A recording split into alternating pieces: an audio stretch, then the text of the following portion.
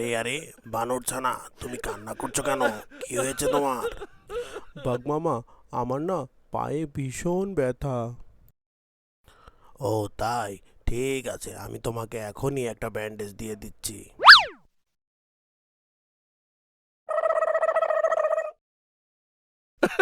আরে শিয়াল, তুমি কান্না করছো কেন? আর বলো না বাঘ মামা, আমার না ভীষণ জ্বর।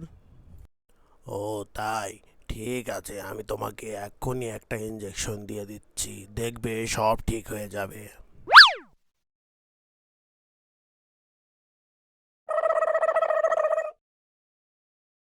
আরে বাবু, তুমি কান্না করছো কেন? তোমার আবার কি হলো?